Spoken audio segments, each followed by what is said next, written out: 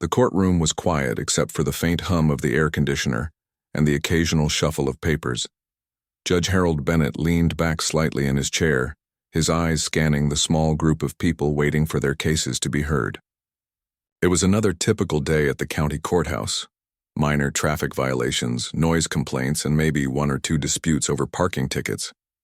Nothing out of the ordinary ever seemed to happen here. Harold sighed inwardly.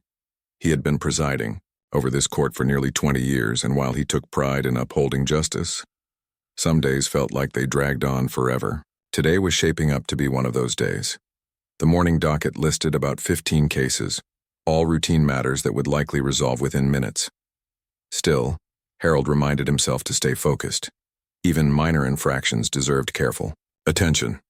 Next case, Harold announced, glancing down at the file before him. His clerk, Lisa Monroe, stood nearby, ready to assist if needed. She adjusted her glasses and flipped open the folder containing the details of the next defendant. Karoline Leavitt, Lisa read aloud, her voice steady but warm. Cited for failure to stop at a crosswalk.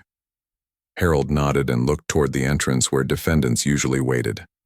A woman stepped forward, her presence immediately noticeable, despite her calm demeanor. Karoline Leavitt wasn't what Harold expected. She appeared to be in her late 40s, with neatly styled short blonde hair and sharp features softened by a hint of kindness around her eyes. Her clothes were simple yet elegant, a navy blue blazer paired with tailored trousers, and she carried herself with quiet confidence. "Ms. Leavitt?" Harold asked, raising an eyebrow slightly. He made it a point not to assume too much about anyone who came before him, but something about this woman struck him as different. Maybe it was the way she walked with purpose or how she met his gaze without hesitation. "Yes, Your Honor," Karoline replied, her voice clear and composed. She approached the stand, her heels clicking softly against the tiled floor. Once there, she turned to face the judge, folding her hands gently in front of her. Harold studied her briefly before speaking. "You've been cited for failing to stop at a designated crosswalk. Do you understand the charge?" "I do, Your Honor," Karoline said, nodding once. "However, I believe there may have been a misunderstanding." Harold frowned slightly. This wasn't the first time someone had tried to argue their way out of a ticket, and he braced himself for what he assumed would follow. An excuse about being distracted, running late, or simply not seeing the sign.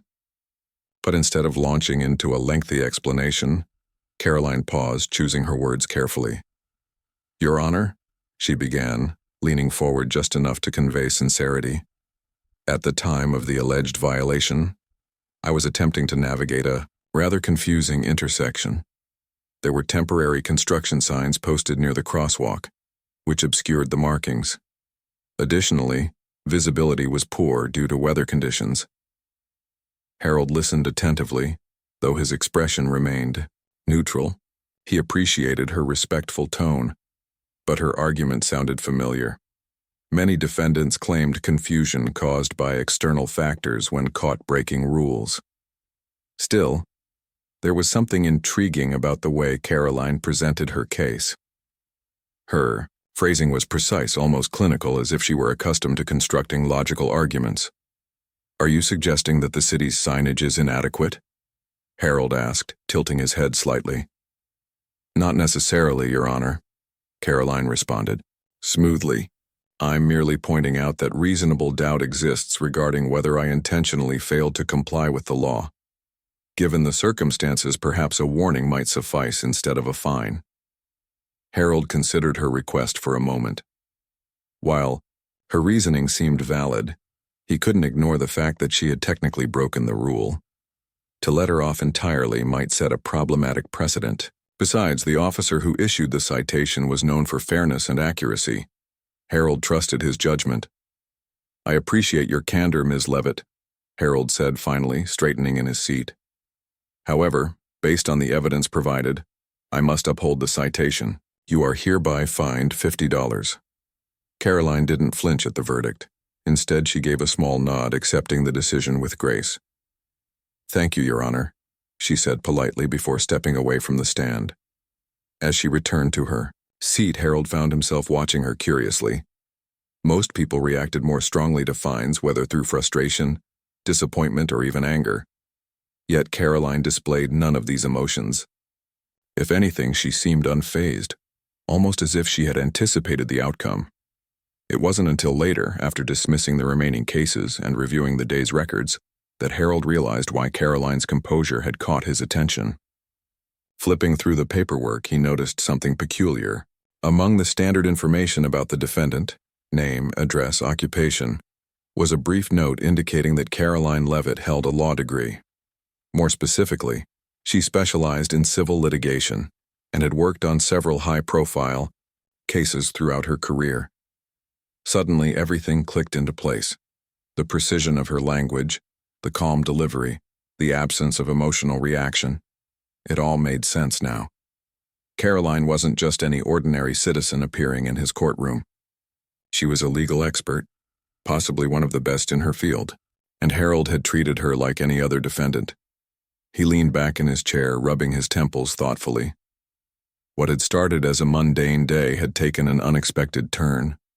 For the first time in years, Harold felt genuinely intrigued, not only by the revelation about Karoline, but also by the realization that he might have underestimated someone who could teach him a thing or two about the law. Outside the courthouse, the sun dipped lower in the sky, casting long shadows across the town square. Inside, Harold sat alone in his chambers, wondering what else lay hidden beneath the surface of the world he thought he knew so well. After the courtroom emptied and the day's proceedings came to an end, Judge Harold Bennett returned to his chambers. He sat down heavily in his chair, feeling unusually restless. Normally, after a long day of hearings, he would feel satisfied knowing that justice had been served. But today was different.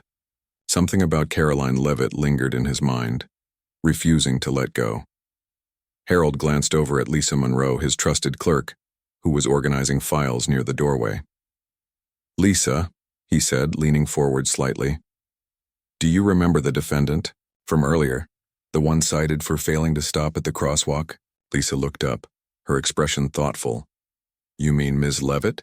"Yes, I recall her. Why do you ask, Your Honor?" Harold hesitated for a moment before responding. There was something unusual about her. Did you notice anything odd during her testimony? Lisa tilted her head, considering the question.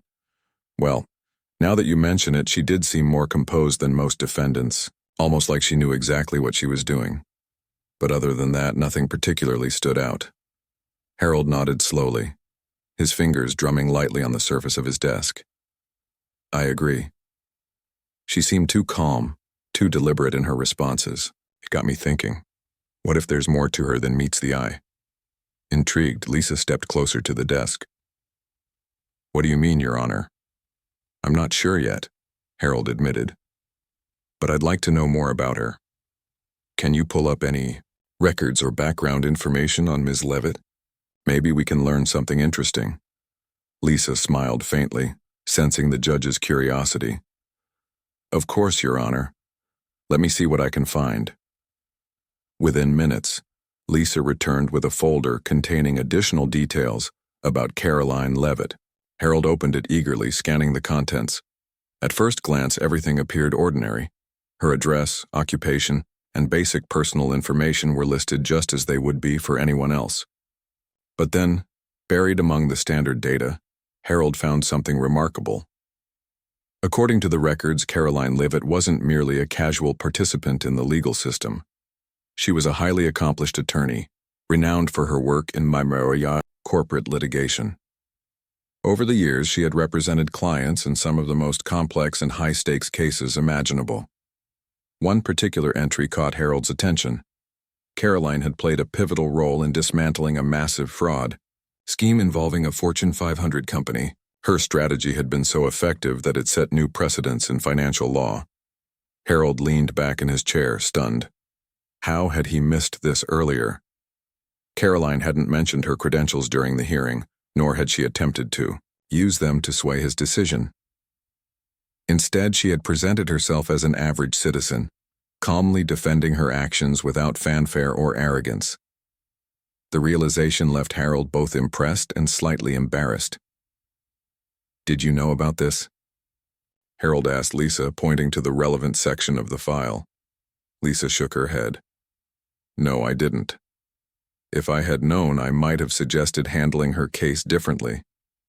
Do you think she intentionally kept quiet about her background? It's possible, Harold replied, rubbing his chin thoughtfully. Or maybe she simply wanted to be treated like everyone else. Either way, I underestimated her, and that bothers me. As the evening wore on, Harold couldn't shake the feeling that he needed to make amends. Treating someone of Karoline's stature with such casual disregard felt wrong, even though he had acted impartially according to the law. He decided to take matters into his own hands. The next morning, The next day, Harold found himself sitting across from Karoline in a quiet corner of the town's local coffee shop. It wasn't a place he frequented often. Judges usually avoided public spaces where people might recognize them. But today felt different. He had invited Karoline here not just to make amends, but also to learn more about her. Something about her intrigued him, and he couldn't let the opportunity pass without digging deeper. Karoline arrived promptly, dressed casually yet elegantly in a cream-colored sweater and dark jeans. She carried herself with the same poise she had shown in the courtroom, though now she seemed more relaxed. As she settled into the chair opposite Harold, she gave him a polite smile. "Thank you for meeting me here," Harold began, gesturing toward the steaming cup of coffee on the table. "I hope this isn't too inconvenient." "Not at all," Karoline replied, taking a sip of her drink. "It's actually quite refreshing to step away from work for a moment, and I must say, your apology yesterday meant a lot to me." Harold nodded, feeling a mix of relief and curiosity. "I'm glad to hear that. But honestly, I still can't shake the feeling that I misjudged you. You're clearly someone who commands respect in your field, and I treated you like any other defendant." Karoline waved a hand dismissively. "Please don't dwell on it. Everyone deserves to be judged fairly regardless of their background. Besides, I've been in situations far worse than a traffic fine." Her tone was light, but there was a hint of something deeper beneath her words. Harold leaned forward slightly, his interest piqued. "Speaking of which, what brings you to our little town? From what I've read, your career has taken you to some of the biggest courts in the country. This seems out of the ordinary for someone like you." For the first time since they'd met, Karoline hesitated. She set her cup down and glanced out the window as if gathering her thoughts. When she finally spoke, her voice carried a note of seriousness. "You're right. It is unusual for me to be here. But sometimes even those of us who spend our lives fighting big battles need to focus on smaller ones. That's why I'm representing a tech startup based in this town. They're facing a lawsuit that could destroy everything they've worked for." Harold frowned, leaning back in his chair. "A lawsuit against a startup? That sounds serious." "It is," Karoline confirmed. "The company, run by two young entrepreneurs named Daniel Carter and Emily Shaw, is accused of violating intellectual property laws. Their opponent is a massive conglomerate with nearly unlimited resources. If we lose this case, it won't just affect Daniel and Emily. It could set a dangerous precedent for startups everywhere." Harold listened intently, his brow furrowing. "That does sound significant, but why would someone of your caliber take on such a case? Surely you have bigger opportunities elsewhere." Karoline smiled faintly, her expression thoughtful. "Sometimes, the cases that seem smallest are the ones that matter most. These kids, they're innovators, dreamers. They've poured their hearts into building something meaningful. If I can help protect them from being crushed by corporate greed, then maybe I'll feel like I've made a real difference." Her words struck a chord with Harold. For years he had presided over countless cases, many of which felt repetitive or trivial. Yet here was Karoline, choosing to fight for people who couldn't fight for themselves. It reminded him of why he had become a judge in the first place, to serve justice and protect the vulnerable. "But it's not just about Daniel and Emily," Karoline continued, lowering her voice slightly. "This trial is part of a larger issue. Big corporations use lawsuits like these to intimidate smaller competitors into submission. If we don't stand up to them now, it'll only get worse." Harold nodded slowly, understanding the gravity of the situation. "So, you're not just fighting for one company, you're fighting for an entire community of innovators." "Exactly. Karoline said, her eyes brightening with determination. "And I won't stop until we've exposed the truth." As they talked, Harold realized how much he admired Karoline's passion and integrity. She wasn't just a brilliant lawyer. She was someone who genuinely cared about making the world a better place. Her commitment inspired him to think differently about his own role in the legal system. Before leaving the coffee shop, Harold made a mental note to pay closer attention to the upcoming trial.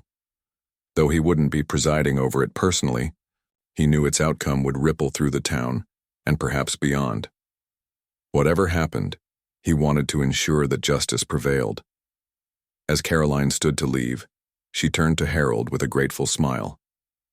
"Thank you for listening, Harold. Not everyone takes the time to understand the bigger picture." "Thank you," Harold replied sincerely, "for reminding me why we do what we do." With that, they parted ways, each carrying a renewed sense of purpose. Harold walked back to the courthouse, his mind buzzing with ideas. Little did he know, this conversation would mark the beginning of a journey that would challenge everything he thought he knew about fairness, courage, and the true meaning of justice. The trial began on a crisp Monday morning, drawing considerable attention from the townspeople. Word had spread quickly about the case involving Daniel Carter and Emily Shaw's tech startup, and many were eager to see how it would unfold. The courtroom buzzed with quiet chatter as people took their seats, speculating about the outcome. For Judge Harold Bennett, who wasn't presiding over this particular case but attended out of personal interest, the atmosphere felt electric. Karoline Leavitt stood at the counsel table, her presence commanding respect even before she spoke. She wore a navy blue suit that exuded professionalism, her posture straight and confident. Across from her sat Richard Dawson, the opposing counsel known for his ruthless tactics. Richard's expensive gray suit and slicked-back hair gave him an air of arrogance, which only intensified when he smirked at Karoline during pre-trial discussions. As the proceedings got underway, it became clear that Richard intended to bulldoze the defense with intimidation. His opening statement painted Daniel and Emily as opportunistic thieves who had stolen proprietary technology from Gregory Lane's conglomerate. He used flashy visuals and dramatic language, appealing to the jury's emotions rather than logic. When it was Karoline's turn to speak, however, the tone of the courtroom shifted entirely. She approached the podium calmly, her voice steady and measured. "Ladies and gentlemen of the jury," she began, "what you're about to hear isn't just a story about two companies. It's a story about innovation versus oppression. My clients, Daniel Carter and Emily Shaw, are not criminals.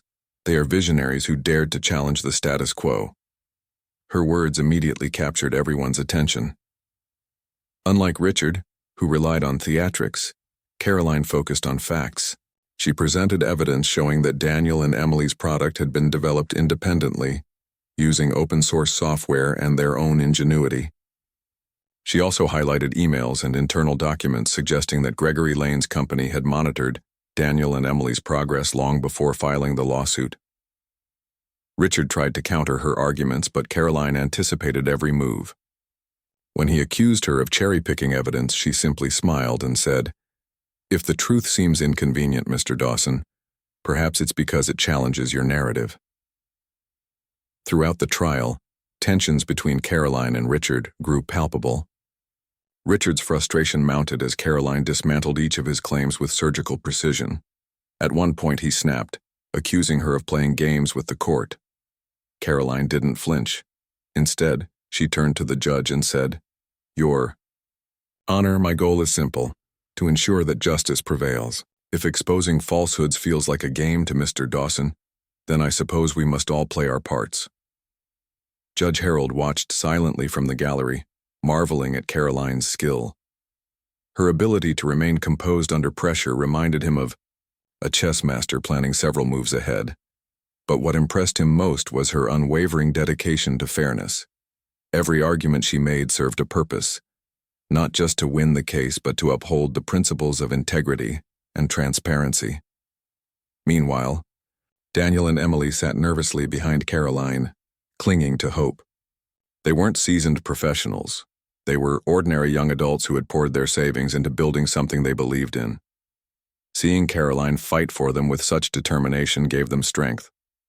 For the first time since the lawsuit began, they allowed themselves to imagine a positive outcome. Outside the courtroom, whispers circulated among the spectators.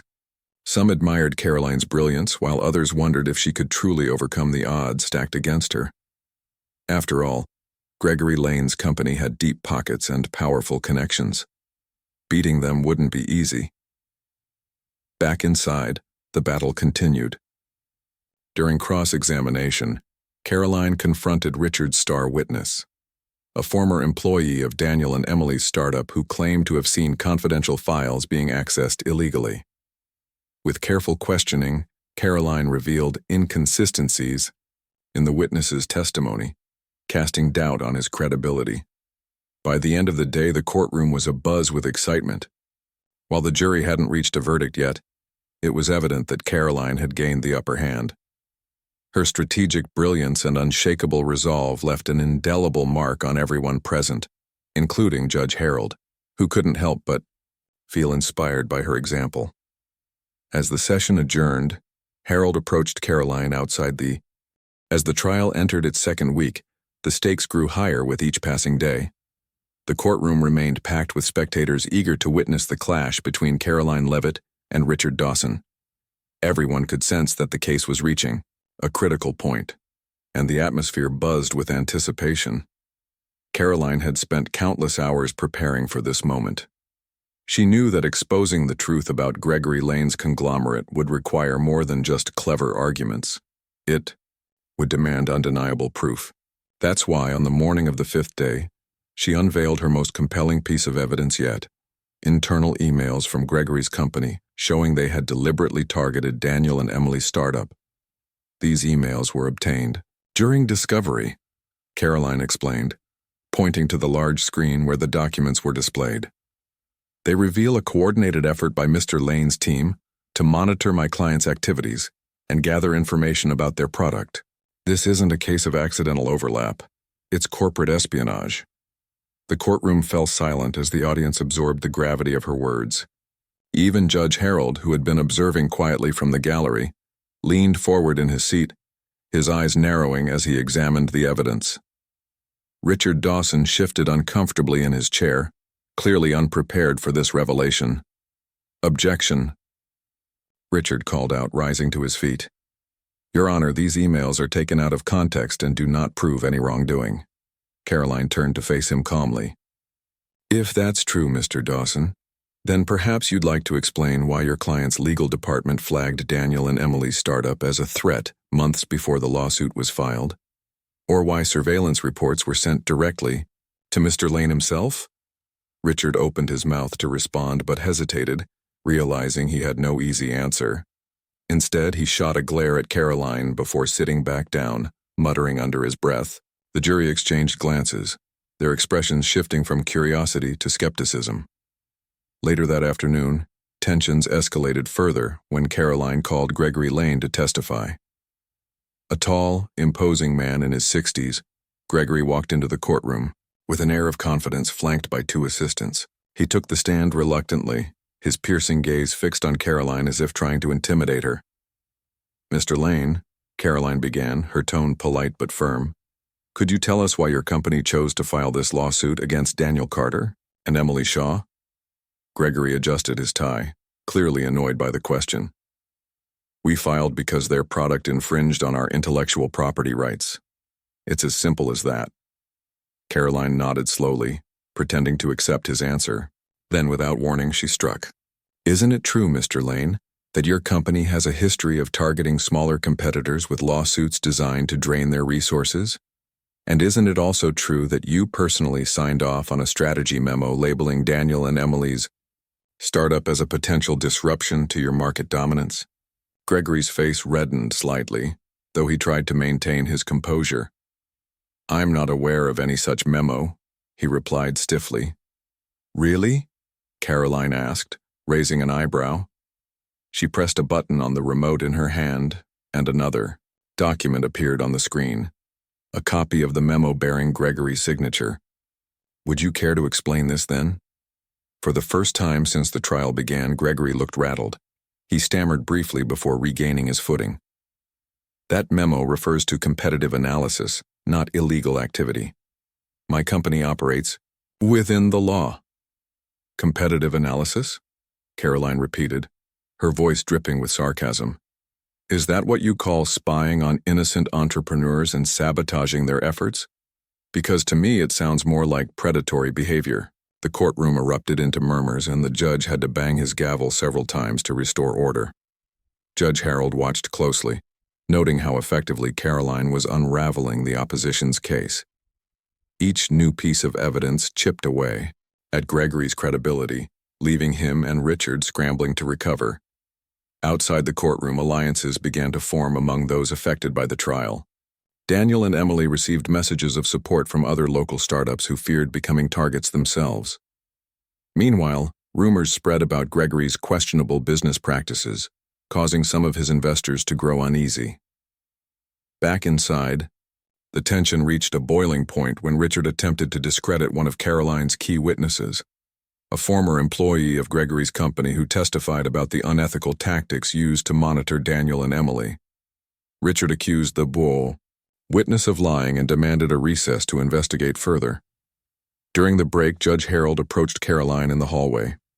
"Do you think he'll find anything to discredit your witness?" he asked, concern evident in his voice.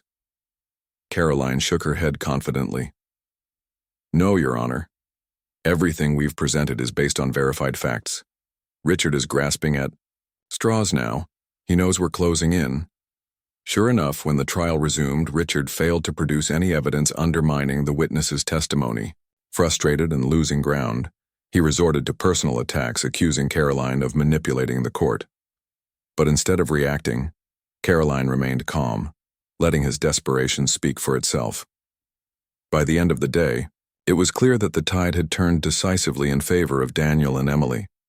The jury appeared increasingly sympathetic to their plight, while Gregory's arrogance alienated even his own supporters. As the courtroom emptied, Judge Harold couldn't help but feel a surge of admiration for Karoline. She wasn't just fighting for her clients, she was standing up for fairness and integrity in a system often skewed toward power and wealth. Little did anyone know, the climax of the trial was still to come. But for now, hope lingered in the air, carried forward by the quiet determination of a woman who refused to back down. The final day of the trial arrived, and the courtroom was packed to capacity. People had come from all over town to witness what promised to be a pivotal moment, not just for Daniel Carter and Emily Shaw, but for the entire community. Startups, small business owners, and even local journalists filled the seats, eager to see whether David could triumph over Goliath.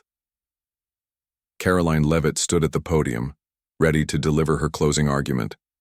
She took a deep breath, glancing briefly at Daniel and Emily seated behind her. Their hopeful expressions reminded her why she had taken on this case in the first place. With a calm yet commanding voice, she began. "Ladies and gentlemen of the jury," Karoline said, her words steady and clear. "This case is about more than two companies fighting over intellectual property. It's about fairness. It's about protecting innovation. And it's about holding those in power accountable when they abuse their influence." She paused, letting her words sink in before continuing.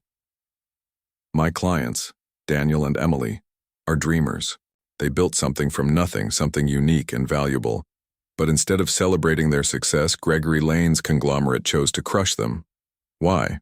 Because they posed a threat. Not because they stole anything, but because they dared to compete." Karoline turned toward the screen displaying key pieces of evidence: the incriminating emails, the surveillance reports, and the strategy memo signed by Gregory himself. "These documents don't lie. They show a pattern of behavior designed to stifle competition and maintain control. This isn't justice, it's oppression."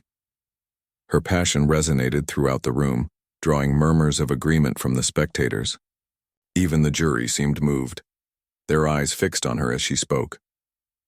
On the other side of the courtroom, Richard Dawson shifted uncomfortably in his chair. He knew he was losing ground, and his frustration showed. When it was his turn to present his closing argument, he tried to paint Karoline as overly dramatic and accused her of twisting facts to fit her narrative. But his attempts fell flat. His tone came across as defensive, and his arguments lacked substance compared to Karoline's compelling presentation. As Richard finished speaking, Judge Harold Bennett instructed the jury to begin deliberations. The courtroom emptied except for a few lingering observers, including Harold himself. He sat quietly in the gallery, replaying the events of the past weeks in his mind. Never before had he witnessed such a stark contrast between right and wrong, or such a masterful display of legal skill. Hours passed, and the tension grew unbearable. Finally, the jury returned, their faces unreadable. As they filed back into the courtroom, Daniel and Emily gripped each other's hands tightly, their nerves palpable. Karoline remained composed, her expression calm but alert. The foreman stood, upholding the verdict slip. "We find in favor of the defendants," he announced, his voice ringing out clearly. "Daniel Carter and Emily Shaw are not liable for any alleged violations of intellectual property laws." The courtroom erupted into cheers. Spectators clapped and whistled, while Daniel and Emily hugged each other, tears streaming down their faces. Karoline allowed herself a small smile, relief washing over her. For months, she had fought tirelessly for this moment, and now, justice had prevailed. Richard slumped in his seat, visibly defeated, while Gregory Lane stormed out of the courtroom, without saying a word. Outside, reporters swarmed around Karoline, eager to hear her thoughts on the outcome. She answered their questions graciously, emphasizing the importance of supporting innovation and standing up against corporate bullying. Later that evening, Judge Harold found Karoline sitting alone on a bench outside the courthouse. She looked peaceful, gazing up. The victory in the courtroom felt like a turning point, not just for Daniel Carter and Emily Shaw, but for the entire town. As word spread about the jury's decision, people poured into the streets to celebrate. For many, it was more than just a legal win. It was proof that fairness could still prevail, even against overwhelming odds. Karoline Leavitt stood outside the courthouse, fielding questions from reporters eager to capture her thoughts on the case. Despite the chaos around her, she remained calm and composed, answering each question with clarity and grace. "This verdict isn't just about Daniel and Emily," she told the crowd, her voice steady and sincere. "It's a reminder that innovation deserves protection. Startups shouldn't have to fear being crushed by larger corporations simply because they pose a threat. Justice exists to level the playing field, and today we saw it work exactly as it should." Her words resonated deeply with those listening. Many nodded in agreement, while others clapped softly, moved by her message. Even Judge Harold Bennett, who had stayed behind to observe the aftermath, found himself inspired all over again. Watching Karoline address the crowd, he realized how rare it was to meet someone so dedicated to using the law as a force for good. As the reporters dispersed, a group of local entrepreneurs approached Karoline, thanking her for standing up not only for Daniel and Emily but for everyone who dreamed of building something new. They shared stories of their own struggles, how they'd been intimidated or pushed aside by bigger companies. Karoline listened patiently, offering words of encouragement. "You've shown us that we don't have to back down," one young man said, his eyes shining with gratitude. "Thank you for reminding us what's possible." Karoline smiled warmly. "The credit belongs to all of you. Change happens when people are brave enough to speak up. I'm just glad I could help amplify your voices." Meanwhile, Daniel and Emily stood nearby, overwhelmed by the outpouring of support. Strangers hugged them, congratulating them on their hard-fought victory. It was clear that this trial had become more than just their personal battle. It had united an entire community. Later that evening, Harold invited Karoline to join him for dinner at a small restaurant downtown. Though reluctant at first, she eventually agreed, sensing that Harold wanted to discuss something important. Over plates of hearty food and cups of steaming coffee, they reflected on everything that had transpired. "I've been thinking about something you said earlier," Harold began, leaning forward slightly, "about justice leveling the playing field. It made me realize how easy it is to lose sight of that goal sometimes. As judges, we're supposed to ensure fairness, but it's easy to get caught up in procedures and forget the human element." Karoline nodded thoughtfully. That's true for anyone working within the system. Laws exist to protect people, not complicate their lives. But sometimes we need reminders of why we do what we do. Harold sighed, running a hand through his graying hair. This case has reminded me of my purpose. Seeing you fight for Daniel and Emily, it's rekindled something in me. I want to make sure I never lose sight of that again. Karoline smiled softly. Justice isn't always easy, Harold. Sometimes it requires courage and sacrifice. But if we keep focusing on what truly matters, we can make a difference. Even small actions add up over time. Their conversation drifted toward lighter topics as the night wore on. But Harold couldn't shake the feeling that meeting Karoline had changed him. He resolved to approach his work with renewed dedication, ensuring that every decision he made honored the principles of fairness and integrity. The next morning, as Karoline prepared to leave town, Harold accompanied her to the train station. She carried only a single suitcase, her belongings modest despite her monumental achievements. As they waited for the train to arrive, Harold extended his hand. "Thank you, Karoline," he said earnestly. "For everything. You've taught me lessons I'll carry with me for the rest of my life." She shook his hand firmly, her gaze warm and appreciative. "And thank you, Harold, for believing in justice and for reminding me why I chose this path in the first place." When the train finally pulled away, Harold stood watching until it disappeared into the horizon. Though Karoline was gone, her presence lingered in the town she had touched, and in the hearts of those she had inspired. Back at the courthouse, life slowly returned to normal. The victory continued to inspire conversations about fairness and accountability, sparking initiatives aimed at supporting local innovators. For Harold, the experience marked the beginning of a new chapter, one defined by purpose and commitment. As he sat in his chambers later that day, Harold glanced at a note he had written during their final conversation. Justice isn't just about winning, it's about making sure everyone gets a fair shot. Smiling faintly, he pinned it to the wall above his desk, a constant reminder of the extraordinary woman who had crossed his path and reignited his faith in the power of justice. Weeks passed since Karoline Leavitt had left town, but her influence lingered like a gentle breeze that refused to fade. Judge Harold Bennett found himself thinking about her often, not because she was extraordinary, though she undoubtedly was, but because she had reminded him of something he had almost forgotten: the true meaning of justice. Harold sat in his chambers one quiet afternoon, staring at the note pinned above his desk. Justice isn't just about winning, it's about making sure everyone gets a fair shot. Those words echoed in his mind every time he presided over a case. They challenged him to look beyond the surface, to consider not just the letter of the E, law, but its spirit. Slowly, he began to notice changes, not just in himself, but in the way others responded to his decisions. One morning, as Harold prepared for court, Lisa Monroe, his clerk, approached him with a warm smile. "Your Honor," she said, "I've noticed something different about you lately. You seem more thoughtful, more patient." Harold chuckled softly, adjusting his robe. "Maybe I've learned a thing or two from someone who knows a lot more than I do." Lisa tilted her head curiously. "Does this have anything to do with Ms. Leavitt?" "More than I expected," Harold admitted. "She reminded me why I became a judge in the first place, to serve people, not just process cases. It's funny how easy it is to lose sight of that when you're caught up in routine." Lisa nodded knowingly. "Well, whatever it is, keep doing it. People are starting to notice. Even some defendants leave here feeling like they were treated fairly, even if they didn't win." That comment stayed with Harold throughout the day.